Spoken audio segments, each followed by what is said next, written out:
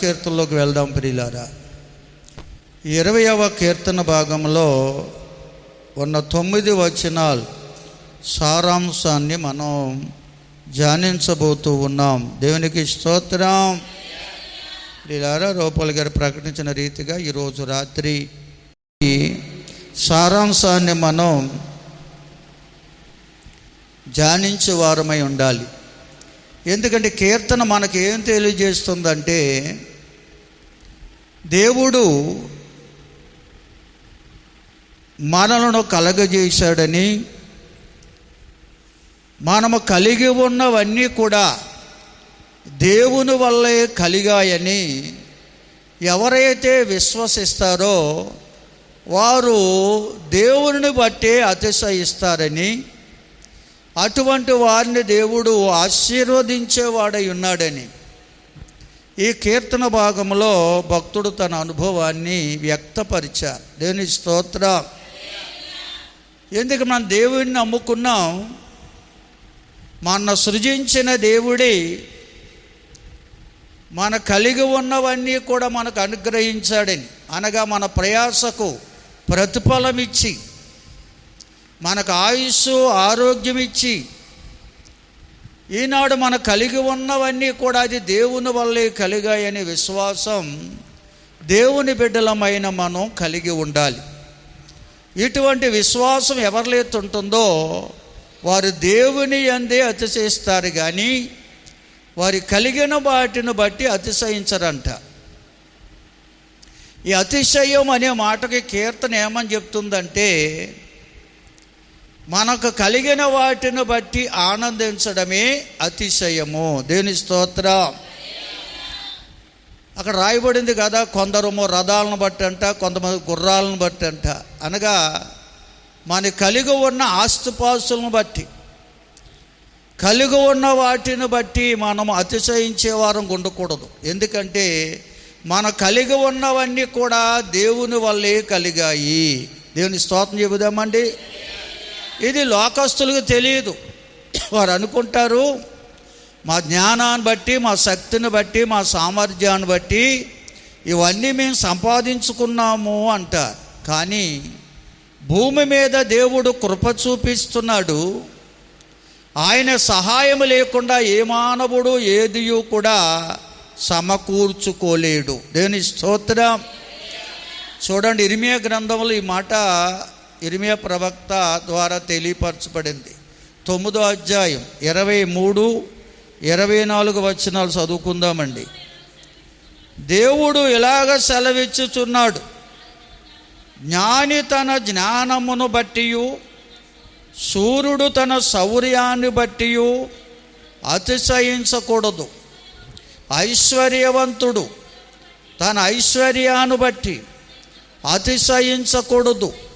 అతిశయించువాడు దేవుని యందే అతిశయించాలి. భూమి మీద కృప చూపుచు నీతి న్యాయములు జరిగించుచున్న దేవుణ్ణి నేనేనని తెలుసుకుని బట్టియే అతిశయించవలెను. అట్టి వారిని బట్టి నేను ఆనందించువాడనై ఉన్నాను అంటాడు. దేవుని స్తోత్రం. దేవుడు ఎవరిని బట్టి ఆనందిస్తాడంటే, దేవుడు నాకు ఆయుష్ ఇచ్చాడు, ఆరోగ్యం ఇచ్చాడు, నాకు చక్కని తలాంతునిచ్చాడు, నా కష్టార్జితాన్ని దీవించి నాకు కావలసినవన్నీ కూడా, నీ కలిగి ఉన్నవన్నీ కూడా దేవుడే అనుగ్రహించాడని విశ్వాసము కలిగి ఎవరైతే దేవుణ్ణి బట్టి అతిశయిస్తారో, వారి కలిగిన వాటిని బట్టి కాదు, వారి కలిగి ఉన్నవన్నీ దేవుని వల్లే కలిగాయని నమ్మి దేవుణ్ణి బట్టి ఎవరైతే అతిశయిస్తారో, ఆనందిస్తారో, వారిని బట్టి దేవుడు ఆనందిస్తాడట. దేవునికి స్తోత్రం. దేవుని బిడ్డలు ఎప్పుడూ దేవుణ్ణి సంతోషపరిచేవారు ఉండాలండి, ఆనందింపజేసేవారు ఉండాలి. మనము దేవుణ్ణి బట్టి అతిశయించే అనుభవంలోకి రావాలి. ఈవేళ అన్యజనాంగం వలె, దేవుణ్ణి ఎరగిన వారి వలె మన కలిగిన వాటిని చూసి వాటిని బట్టి అతిశయిస్తే దేవుడు ఎన్నటికీ ఆనందించడండి మనల్ని బట్టి.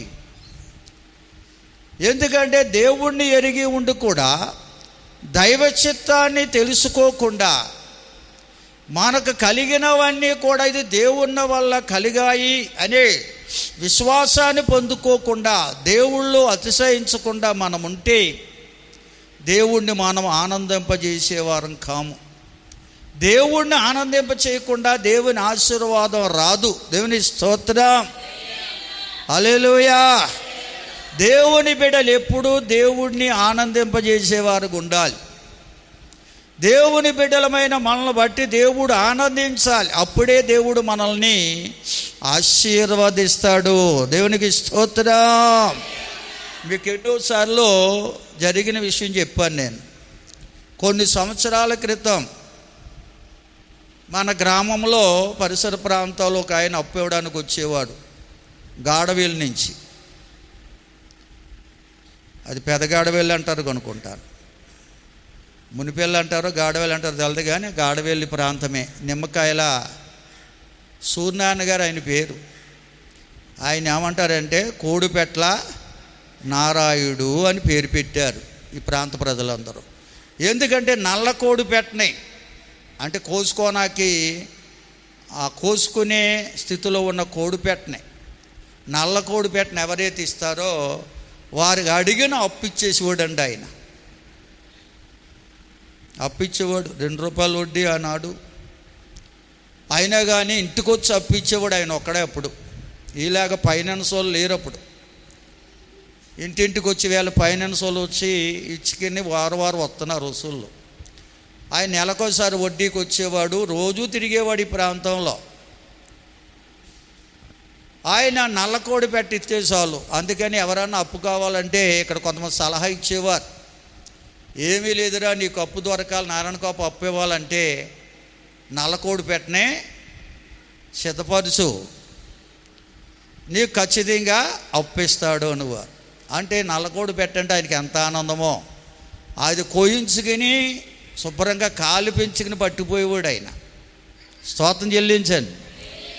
అలాగే ఆయన సంతోషపరచకుండా ఆయన అప్పిచ్చేవాడు కాదు ఎవరికి.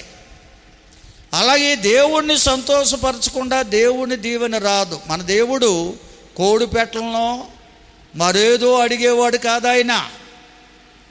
నీ కలిగిన వాటిని బట్టి కాకుండా అన్నిటినీ ఇచ్చిన ఆయనలో అతిశయించి అనుకుంటే చాలు.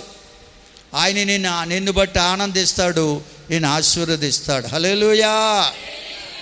దేవుడు మనల్ని ఏమీ కోరట్లేదండి. నేను దేవుని వాణ్ణి, నాకు కలిగినవన్నీ దేవుడిచ్చినవే అనే విశ్వాసం ఎవరిలైతే ఉంటుందో వారు దేవుణ్ణి బట్టి అతిశయిస్తారు. అటువంటి వారిని బట్టి ఆయన ఆనందించేవాడై ఉన్నాడు. అటువంటి వారిని ఆయన ఆశీర్వదించేవాడై ఉన్నాడు. దేవుని స్తోత్రం. ఎందుకంటే కీర్తన 100వ కీర్తనలో 3వ వచనంలో రాయబడి ఉందండి, యెహోవాయే దేవుడని తెలుసుకోండి. చదవండి అన్నమాట. యెహోవాయే దేవుడని తెలుసుకోండి, ఆయనే మనల్ని పుట్టించెను, మనము ఆయన వారము, ఆయన ప్రజలము, ఆయన మేపే గొర్రెలం. దేవుని స్తోత్రం. సమస్త మానవాళిని దేవుడే పుట్టించాడు. ఉన్నవాడు అనువాడని చెప్తున్న యెహోవాయే దేవుడు. ఆయనే మనల్ని పోషించేవాడు, ఆయనే మనల్ని కాపాడేవాడు. దేవునికి స్తోత్రం. కనుక దేవుని బిడ్డలమైన మనకు దేవుని పట్ల అటువంటి విశ్వాసం ఉంటే మన కలిగినవన్నీ కూడా దేవుడిచ్చినవే అని దేవుని బట్టి అతిశయిస్తామండి. ఇటువంటి అతిశయము గలవారిని బట్టి దేవుడు ఆనందిస్తాడట. ఇటువంటి అతిశయము గలవారు బైబిల్ గ్రంథములో అనేక మంది భక్తులు ఉన్నారు. అందులో ఒకరి కొరకు మనం చూద్దాం. ఎందుకంటే కీర్తన అనుభవము రాసినటువంటి దావీదు భక్తుని యొక్క అనుభవ సాక్ష్యాన్ని ఒకసారి మనం ధ్యానిద్దాం ప్రియులారా. సమూయేలు 2వ గ్రంథం 7వ అధ్యాయం 18 నుంచి 29 వరకు ఆయన సాక్ష్యం ఉందండి. అక్కడ ఒక 2-3 వచనాలు చదవండి చాలు. సమూయేలు రెండో గ్రంథం 2వ పుస్తకం 7వ అధ్యాయం 18వ వచనం నుండి ఒక్కరు చదవండి. దావీదు రాజు లోపల ప్రవేశించి దేవుని సన్నిధిలో కూర్చుండి ఇలాగ మనవి చేసెను, నా ప్రభువా యెహోవా, ఇంతగా నన్ను నువ్వు హెచ్చించుటకు నేను ఎంతటి వాడనో, నా కుటుంబము ఏ పాటిది,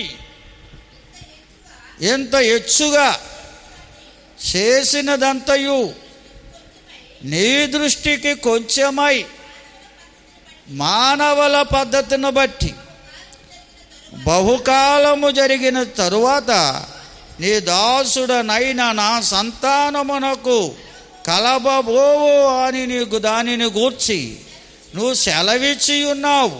యెహోవా నా ప్రభువా దావీదు అను నేను ఇక నీతో ఏమి చెప్పుకొందును.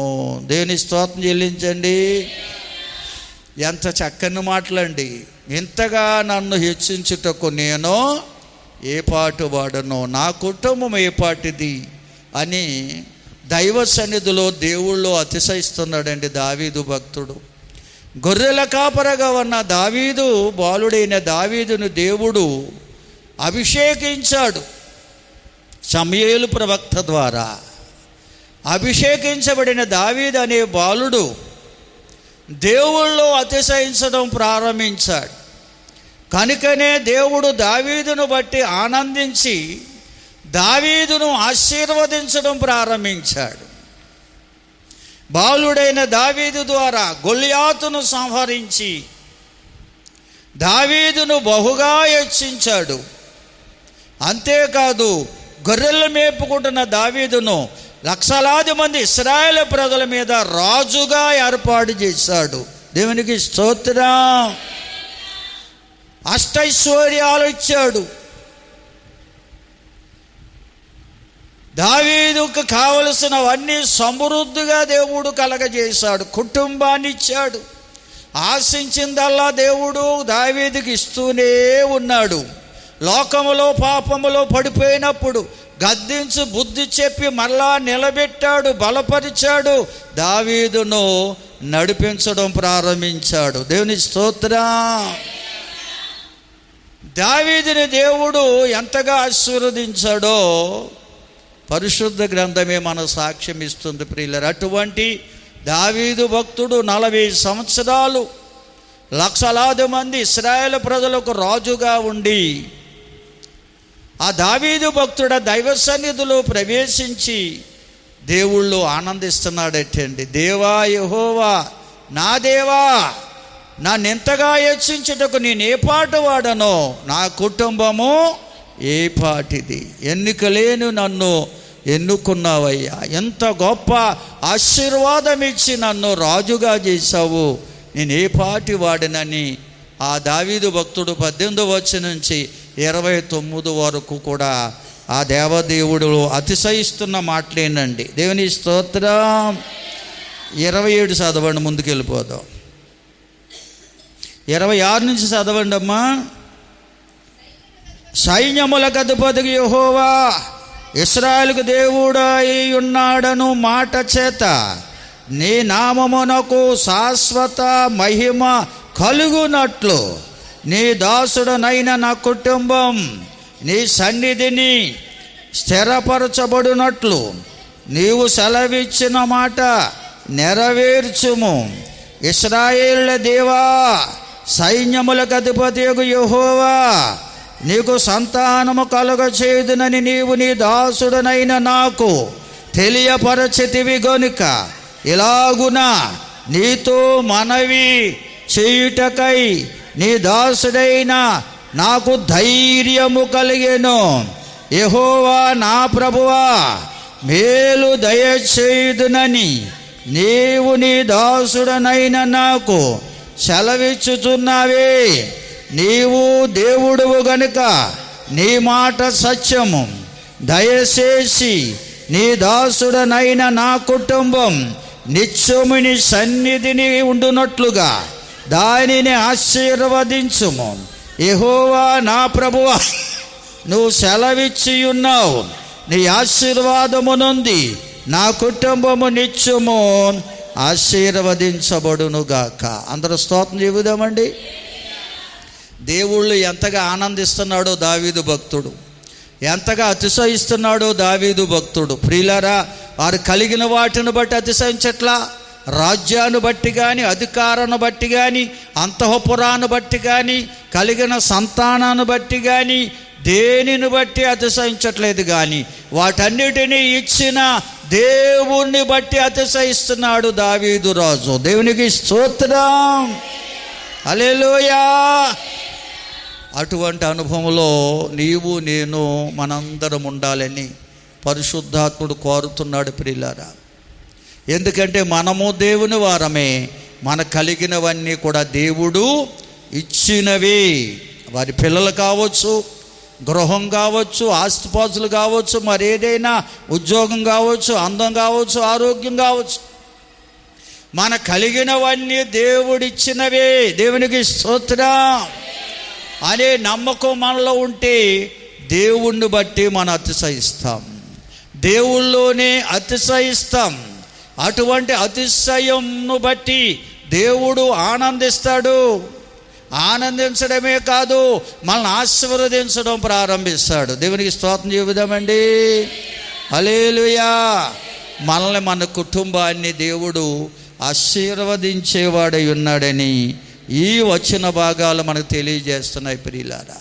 ఎందుకంటే గొర్రెల దొడ్డిలో ఉన్న దావీదును పిలిచి ఇశ్రాయేలు సామ్రాజ్యం ఏది మహారాజుగా చేసి అష్టైశ్వర్యాలతో దేవుడు ఆశీర్వదించిన దేవుడు నిన్ను, నన్ను, మనందరినీ కూడా లోకములో పాపములో నశించిపోతున్న మనల్ని పిలిచాడు, ఏర్పాటు చేసుకున్నాడు. ఎందుకో తెలుసా? మనల్ని ఆశీర్వదించడానికి. దేవునికి స్తోత్రం. ఎటువంటి స్థితిలో దేవుడు మనల్ని పిలిచాడో, ఏ విధంగా ఆశీర్వదించాలని దేవుడు సంకల్పించాడో పరిశుద్ధ గ్రంథంలో అనేకమైన విషయాలు ఉన్నాయి. అందులో క్లుప్తంగా కొన్ని విషయాలు ధ్యానిద్దాం. కొరింథీ మొదటి పత్రిక 1వ అధ్యాయం 26 నుంచి చదివి సహాయం చేయండి. సహోదరులారా, మిమ్మల్ని పిలిచిన పిలుపును చూడండి. మీలో లోకరీత్యా జ్ఞానులనైనను, ఘనులనైనను, గొప్ప వంశము వారనైనను అనేకులు పిలువబడలేదు. కానీ ఏ శరీరియు దేవుని ఎదుట అతిశయ పడకుండు నిమిత్తం జ్ఞానులను సిగ్గుపరచుటకు లోకములో నుండి వెర్రివారిని దేవుడు ఏర్పరుచుకున్నాడు. బలవంతులైన వారిని సిగ్గుపరచుటకు లోకములో బలహీనులైన వారిని దేవుడు ఏర్పరుచుకుని ఉన్నాడు. ఎన్నికైన వారిని వ్యర్థము చేయుటకు లోకములో నీచులైన వారిని, తృణీకరించబడిన వారిని, ఎన్నిక లేని వారిని దేవుడు ఏర్పరుచుకుని ఉన్నాడు. అయితే ఆయన మూలంగా క్రీస్తు యేసునందు ఉన్నారు అతిశయించువాడు ప్రభువునందే అతిశయించబడవలనని రాయబడినది నెరవేరునట్లు దేవుని మూలముగా మనకు జ్ఞానమును, నీతియు, పరిశుద్ధతయు, విమోచనము ఆయను. స్తోత్రం చెబుదామండి. హల్లెలూయా. మనల్ని పిలిచిన పిలుపును చూడమంటున్నాడు. చూడండి ప్రియులారా, లోకంలో దేవుడు జ్ఞానులు అని చెప్పుకుంటున్న వారిని పిలవలేదండి. మేము గనులము అని చెప్పుకుంటున్న వారిని పిలవలేదండి. మేము ఎన్నికైన వారము అని చెప్పుకున్న వారిని దేవుడు పిలవలేదు. దేవునికి స్తోత్రం. హల్లెలూయా. ప్రభువా, ఎందుకు ఎవరిని పిలిచాడు దేవుడు? జ్ఞానము లేని వారిని, వెర్రివారిగా లోకములో జీవిస్తున్న వారిని పిలుచుకున్నాడు, బలహీనులైన వారిని పిలుచుకున్నాడు, ఎన్నుక లేని వారిని, నీచులుగా ఎంచబడిన వారిని, తృణీకరించబడిన వారిని దేవుడు పిలుచుకున్నాడు, ఏర్పాటు చేసుకున్నాడు. దేవునికి స్తోత్రం. ఎందుకంటే జ్ఞానులను సిగ్గుపరచడానికి, బలహీనులైన వారిని, బలవంతులైన వారిని సిగ్గుపరచడానికి, ఎన్నుకైన వారమని చెప్పుకుంటా వారిని సిగ్గుపరచడానికి దేవుడు ఎన్నుక లేని మనలను, అజ్ఞానులము, వెర్రివార, ఏ జ్ఞానము లేని మనలను, బలహీనులైన మనలను దేవుడు పిలిచాడు, ఏర్పాటు చేసుకున్నాడు. దేవునికి స్తోత్రం. చూడండి, లోకములో చరిత్ర చెప్తుంది, లోకములో అనేక మంది జ్ఞానులమని పిలిపించుకున్న వారు ఉన్నారు. జ్ఞానులమని పిలిచిన వారి దగ్గరికి అనేక మంది ఆలోచనకి వెళ్ళేవారు. ఘనులమని చెప్పుకున్న వారు ఉన్నారు. ఘనులైన వారికి అనేక మంది దాసులుగా మారిపోయారు. ఎన్నికైన వారమని చెప్పుకున్న వారు ఉన్నారు. ఆ ఎన్నికైన వారికి అనేకులు దూరంగా ఉన్నారు.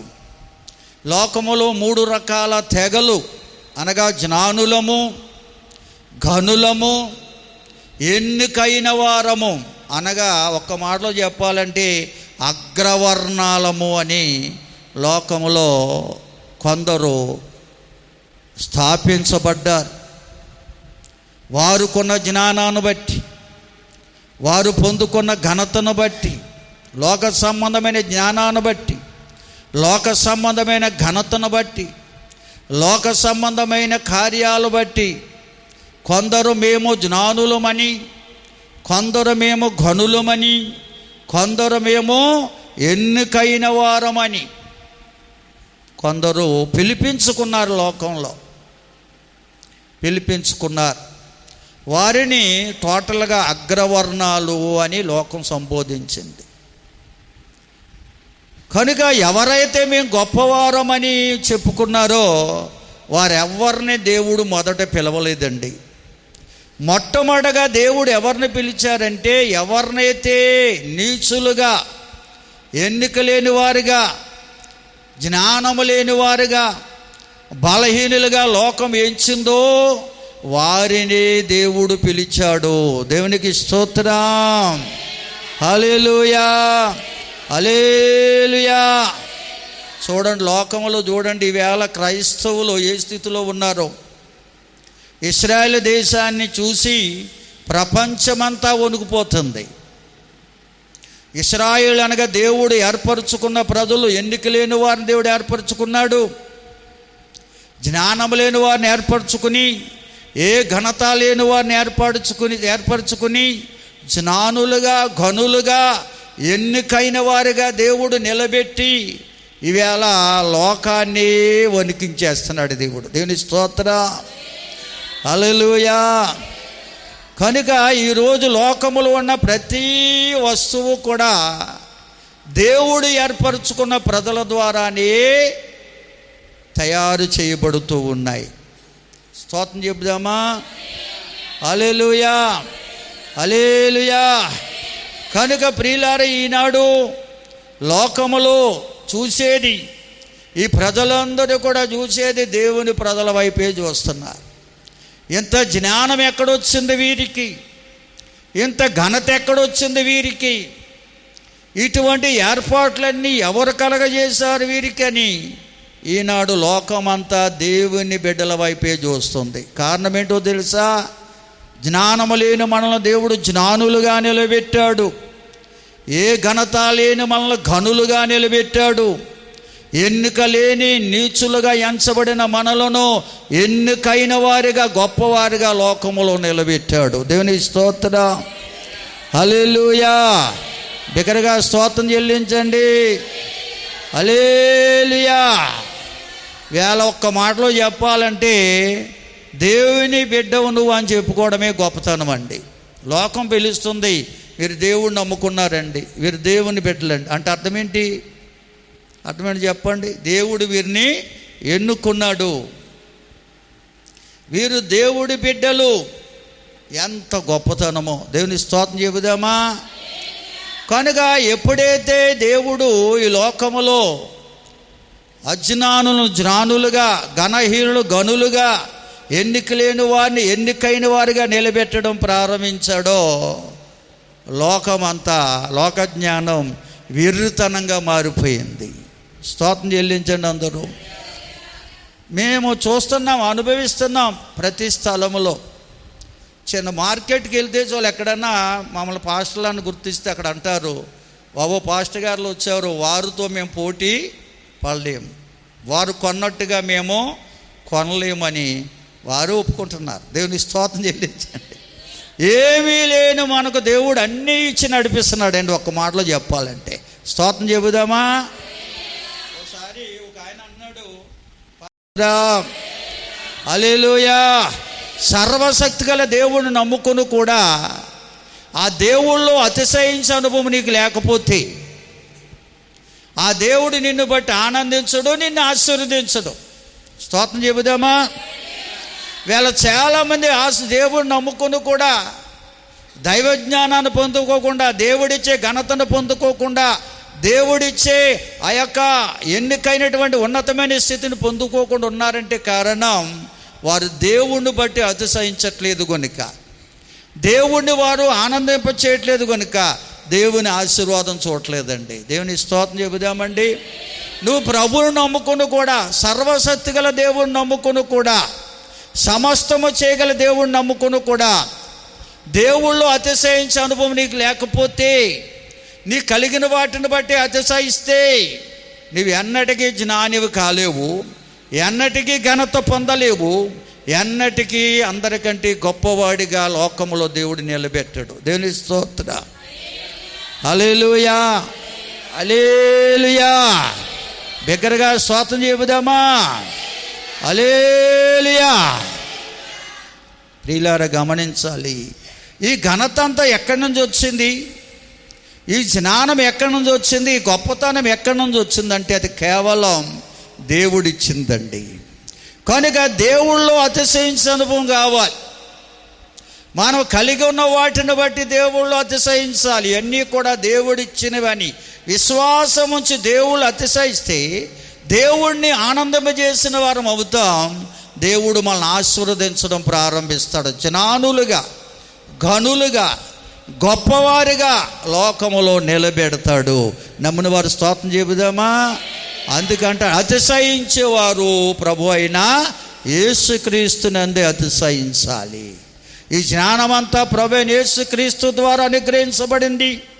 ఈ ఘనత అంతా యేసుక్రీస్తు ద్వారా అనుగ్రహించబడింది. ఈ గొప్పతనం అంతా యేసుక్రీస్తు వారు మనకిచ్చిందేనండి. దేవునికి స్తోత్రం. హల్లెలూయా, హల్లెలూయా. కనుక అటువంటి గొప్ప దేవుణ్ణి మనం కలిగి ఉన్నాం ప్రియులారా. కనుక ఆనాడు దావీదు భక్తుడు ఏ విధంగా అయితే దేవదేవుణ్ణి ప్రార్థించాడు, దేవా నేను ఏ పాటి వాడనో, నా కుటుంబము ఏ పాటిది, ఇంతగా నన్ను హెచ్చించుటకు. స్తోత్రం చెబుదామండి. కనుక దేవుని ఆశీర్వాదం అందులో 3 భాగాలను, ఒకటి జ్ఞానం, రెండవది ఘనత, మూడవది గొప్పతనం. దేవుని స్తోత్రం. హల్లెలూయా, హల్లెలూయా. కనుక ఇటువంటి అనుభవాలు దేవదేవుడు మనకి ఆశీర్వాదం ఇవ్వడానికి ఇష్టపడుతున్నాడు. ఈరోజు లోకమందంతటా చూస్తే క్రైస్తవ మిషనరీల ద్వారా ఏర్పాటు చేసిన స్కూల్స్, కాలేజీలు, హాస్పిటల్స్, ఆయా సంస్థలు ఎక్కువగా ఉన్నాయటండి. ప్రపంచమంతా వెతికితే ఈ క్రైస్తవ మిషనరీల ద్వారా ఏర్పాటు చేసిన ఈ స్వచ్ఛంద సంస్థలు అధికంగా ఉన్నాయి ఎక్కడ చూసినా. కారణం ఏంటో తెలుసా? వారందరూ దేవుణ్ణి బట్టి అతిశయించారు కనుక, వారి కలిగినవన్నీ దేవుడిచ్చినవని దేవుళ్ళు ఆనందించారు కనుక, దేవుడు వారిని బట్టి ఆనందించి వారందరినీ ఆశీర్వదించాడు. దేవునికి స్తోత్రం. హల్లెలూయా. కనుక ఈనాడు ఎంత గొప్పవారైన వారందరూ చరిత్ర ఒకసారి చూడండి, వారి సాక్ష్యాలు వినండి. ఎందుకంటే ఈనాడు అంత కోటీశ్వర్లుగా, లోకంలో గొప్పవారిగా నిలబెట్టబడిన వారందరికీ సాక్ష్యాలు ఉన్నాయండి. స్తోత్రం చెబుదామండి. హల్లెలూయా.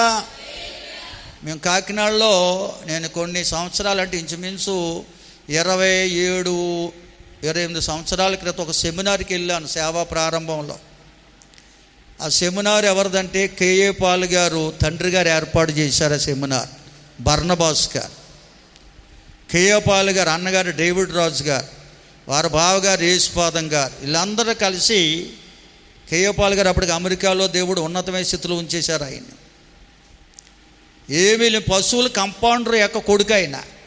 బర్నబాస్ అన్న ఆయన పశువుల హాస్పిటల్లో కంపౌండర్గా చేసేవాడండి వైజాగ్లో. వారిది విజయనగరం. నేను వైజాగ్లో చదువుకున్న రోజులు అవి. ఆయన ఆ కాకినాడ సెమినార్లో కలెక్టర్ ఆఫీస్ పక్కన ఏర్పాటు చేశారు. ఆ సెమినార్లో ఆయన సాక్ష్యం చెప్పాడు. నేను పశువుల కంపౌండర్గా ఉన్న నన్ను దేవుడు నా చిన్న కుమారుడైన పాలుగాల ద్వారా ఎంత ఉన్నతమైన స్థితిలో నిలిపాడండి. అంటే అర్థం ఏంటంటే వారికంట లారీలు పట్టని ధనాన్ని దేవుడు ఇచ్చేశాడంట. స్తోత్రం చెల్లించండి. విజయనగరంలో అండర్ గ్రౌండ్ అక్కడ ఆఫీసులు ఉన్నాయి. వీళ్ళకి గవర్నమెంట్ వారు అనగా అమెరికాలో ప్రభుత్వం మారిన తర్వాత కేఏ పాల్ గారి మీద వాళ్ళు పగబట్టారు. ఎందుకంటే అక్కడ అమెరికా ప్రెసిడెంట్తో సమానమైన విమానాలు ఆస్తిపాస్తులు దేవుడు ఇచ్చేసాడు ఆయనకి అక్కడ. దాన్ని బట్టి ఇక్కడ బోళ్ళు సంపద, అనేక మందికి సహాయం చేసేవారు, ఎదవరాలకు సహాయం చేశారు. ఇలా చేసినప్పుడు గవర్నమెంట్ మారిన తర్వాత ఇక్కడ కూడా ఏం చేశారంటే వారి యొక్క ఆయన ఆస్తి మీద కన్నేసి విజయనగరం ఉన్నటువంటి ఆఫీసు మీద దాడి చేస్తే అండర్ గ్రౌండ్లో దొరికినటువంటి డబ్బు ఇంచుమించు 36 లారీలు డబ్బు దొరికిందంట. 36 లారీలు డబ్బు. లారీలు పట్టలేదటండి ఆ నోట్ల కట్టలో. ఈ రీతిగా ఎందుకంటే చెప్తున్న దేవుడు ఎంతగా హెచ్చించాడో చూడండి. ఆయన ప్రపంచ శాంతి దూతగా దేవుడు కేఏ పాల్ గారిని హెచ్చించాడు. ఆయన గర్వపడ్డాడు. ఈనాడు వెర్రివాడిగా మారిపోయాడు. దేవుని స్తోత్రం చెల్లించండి. ఏమీ లేని అతన్ని ఆయన చెప్పేవాడు, నేను పశువుల కంపౌండర్, నేను నా కొడుకుని దేవుడు ఎంతగా హెచ్చించి నన్ను ఎంత ఉన్నతమైన స్థితిలో నిలిపాడని ఆయన ఆ సెమినార్లో సాక్ష్యం చెప్తే నా హృదయంలో నిలిచిపోయింది. ఆ పుస్తకాలు ఇంకా నా దగ్గర ఉండే కావాల్సి చదువుకున్న వారు కావాల్సి ఇస్తాను ఆ సాక్ష్యాలన్నీ. ఆ యొక్క పరంజ్యోతి గారి సాక్ష్యం, పిఎల్ పరంజ్యోతి గారి సాక్ష్యం, railway station Narsapuram railway station దగ్గర రెవెన్ చెట్టు కింద చెప్పులు కుట్టుకునేవాడంట. అప్పటికి ఆయన ఇది అప్పుడు మెట్రికులేషను పియూసీ అని ఉండేవి, ఇంటర్మీడియట్ 10th క్లాస్ లేదు అప్పుడు చదువుకున్న వారందరూ ఇంగ్లీషు ధారాళంగా మాట్లాడేవారు. దొరలో రైలు దిగి వచ్చి ఆ చెప్పు కుట్టించుకుంటున్నాడు ఇంగ్లీషులో మాట్లాడాడంట ఆయన వాళ్ళతో. ఆ ఇంగ్లీష్ కావాలి వాళ్ళకి మాట్లాడేవారు. ఆయన అమెరికా తీసుకుపోయారు. తర్వాత ఆయన పెద్దోళ్ళని తీసుకెళ్ళిపోయారు. చంద్రుడు ఇక్కడే అనాథరం ఏకోమూర్తి గారు రెండో అల్లుడు ఆయన కూడా అమెరికా వాళ్ళందరిని కూడా దేవుడు ఎక్కడ పెట్టాడు చూసారా? ఉన్నతమైన స్థితిలో నిలిపాడు. దేవుని స్తోత్రం చెల్లించండి. హల్లెలూయా, హల్లెలూయా. కనుక దేవుళ్ళు ఆనందించేవారు. వాళ్ళు ఆనాడు ప్రశ్నించారంట ఆయన్ని, పరంజ్యోతి గారిని ప్రశ్నించారంట. ఏంటి స్థితి నీకు? ఈ చెప్పులు కుట్టుకుంటున్నావు, నీకు చింతగా లేదంటే నాకు సంతోషంగా ఉందా అన్నాడంట. దేవుడు నాకు ఇచ్చిన తలాంతిది అన్నాడట అండి. అది వారిని పట్టుకుంది. దేవుని స్తోత్రం. కనుక ఆ యొక్క బర్నబాస్ గారు కూడా ప్రతి స్థలంలో చెప్పేవారు, నేను గతంలో పశువుల హాస్పిటల్లో కంపౌండర్ని అని చెప్పుకునేవాడు. కోట్లాది రూపాయల ధనం వచ్చి కోట్లు ఖరీదైన కారులో విమానాలతో తిరుగుతూ కూడా వాళ్ళ గతాన్ని మర్చిపోలేదండి. స్తోత్రం చెబుదామా? ఇప్పుడు వాళ్ళందరూ కూడా మాయమైపోయారు. లేదు, కేఏ పాల్ గారు ఉన్నారు కానీ ఆయన కాస్త మతి స్థిమిత లేని స్థితిలో ఉన్నాడు. ఆయన ఏయో రాజకీయంగా మాట్లాడుతున్నాడు. ప్రపంచ శాంతి దూతగా పేరు పొందేశాడు ఆయన. స్తోత్రం చెబుదామా? కనుక దేవుడు ఎంతగా హెచ్చిస్తాడో ఎప్పుడు తెలుసా? మనకు కలిగినవన్నీ దేవుడు ఇచ్చినవని దేవుళ్ళు ఆనందించే అనుభవం ఎప్పుడైతే మనకు వస్తుందో దేవుడు మనల్ని ఆశీర్వదించడం ప్రారంభిస్తాడు. దేవునికి స్తోత్రం. చదవండి గలతీ పత్రిక 6వ అధ్యాయం 13వ వచనం.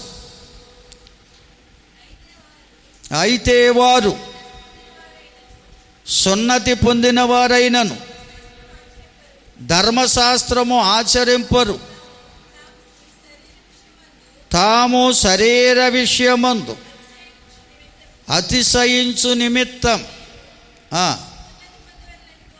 సున్నతి పొందవలని కోరుచున్నారు.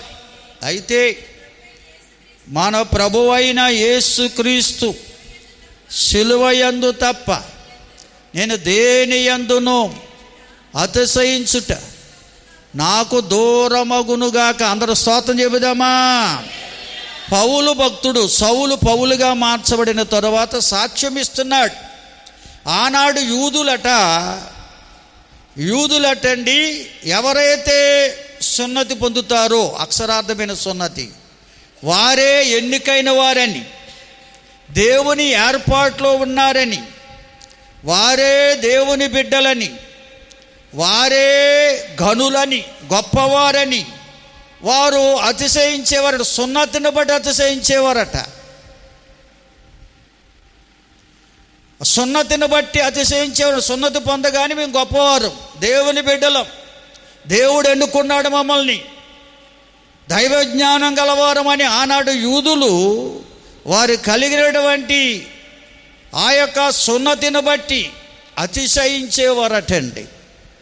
ఈవేళ కూడా చాలామంది మేము బాప్తిసం పొందేశాం. బాప్తిసం పొందినంతరా నువ్వు దేవుని బిడ్డవు కానే కాదు. దేవునికి స్తోత్రం చెల్లించండి. హల్లెలూయా.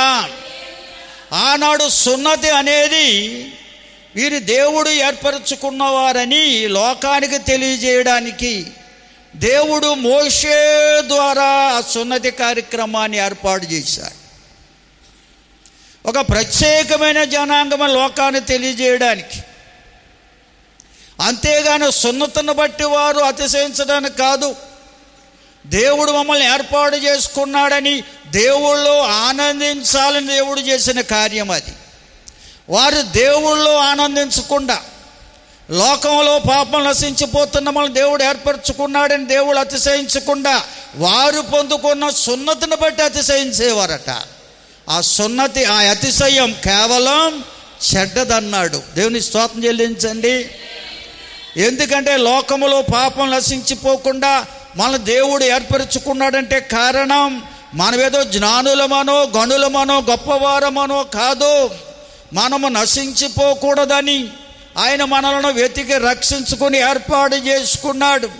ఏర్పరచుకున్న దేవుని యందు అతిశయించే మనసు మనకుంటే దేవుడు తన జ్ఞానముతో నింపుతాడు, మనల్ని గనులుగా చేస్తాడు, ఎన్నికైన వారుగా నిలబెడతాడు. దేవునికి స్తోత్రం చెబుదామా? ఈనాడు నీటి బాప్తిసం ద్వారా రక్షణ మార్గములు వచ్చిన సోదరి సోదరుడా, నేను లోకములో నశించిపోకుండా, పాపములో నశించిపోకుండా దేవుడు పిలిచాడని, అని రక్షణ మార్గములో నిలబెట్టాడని నువ్వు విశ్వసించినట్లయితే ఆ యొక్క దేవునిలో నువ్వు అతిశయిస్తావు. కానీ నేను బాప్తిసం పొందానని ఆనందించే బిడ్డగుండవు. దేవుని స్తోత్రం చెబుదాం. నీ హృదయములో దేవుని బట్టి అతిశయం వస్తుంది. అదే పౌలు భక్తుడు అంటున్నాడు, నేను క్రీస్తు శిలువయందు తప్ప దేని యందు అతిశయించడం నాకు దూరమగునుగా కంటాడు. హల్లెలూయా. ఎందుకంటే నేను లోకములో నశించిపోకుండా ఉండునట్లు, పాపములో నశించిపోకుండానట్లు నా ప్రభు నా పాపాలకి ప్రతిగా ఏ పాపములను యేసయ్య శిలువలో యాగమై ఆయన కార్చిన పరిశుద్ధ రక్తము ద్వారా నా పాపానికి ప్రాయశ్చిత్తం కలగజేశాడు, నన్ను పరిశుద్ధుడైన దేవుని బిడ్డగా చేశాడు అని దేవుళ్ళు అతిశయించే అనుభవం కావాలి. ఆయన కల్వరి శిలువలో యాగమవ్వకపోతే మనము లోకములో పాపులుగానే మిగిలిపోతాం. దేవుని స్తోత్రం. పరిశుద్ధుడైన దేవుని బిడ్డలుగా పిలువబడేవారం కాదు ప్రియులారా. ఈ సౌలు పౌలుగా మార్చబడిన తర్వాత చెప్తున్నాడు, ఈనాడు యూదులైతే ఆ సున్నతిని బట్టి అతిశయిస్తున్నారు. ఎవరైతే సున్నతి పొందుతారో వారిని బట్టి అతిశయిస్తున్నారు. కానీ ఈ సున్నతిని కలగజేసిన ఆ దేవుణ్ణి బట్టి అతిశయించే అనుభవం వారికి లేదు. నేనైతే ప్రభు అయిన యేసుక్రీస్తు శిలువ యందే నేను అతిశయిస్తున్నాను అంటున్నాడు. దేవుని స్తోత్రం. ఇవాళ దేవుని బిడ్డలుగా మనం చెప్పుకున్నామంటే కారణం ఆయన చేసిన కల్వరి శిలువ యాగమండి. దేవుని స్తోత్రం చెబుదామా?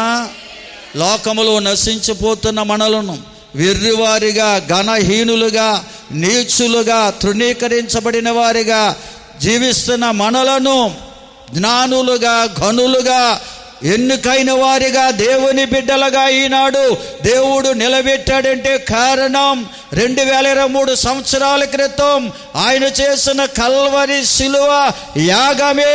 దేవునికి స్తోత్రం. ఆ శిలువ యాగమందు మనం అతిశయించాలండి. ప్రభు అయిన యేసుక్రీస్తు యొక్క శిలువ యాగమందు అతిశయించేవారుగా మనం ఉంటే మనల్ని బట్టి ప్రభు ఆనందిస్తాడు, మనలను ఆశీర్వదించడం ప్రారంభిస్తాడు. జ్ఞానులుగా, ఘనులుగా, గొప్పవారిగా లోకంలో నిలబెట్టి నడిపిస్తాడని లేఖనాలు చాలా తేటగా బోధిస్తూ ఉన్నాయి. దేవునికి స్తోత్రం. చదవండి, యాకోబు పత్రిక 1వ అధ్యాయం 2 నుంచి 4వ వచనం వరకు చదువుకుందాం. నా సహోదరులారా, మీ విశ్వాసమునకు కలుగు పరీక్ష ఓర్పును పుట్టించుచున్నదని ఎరిగి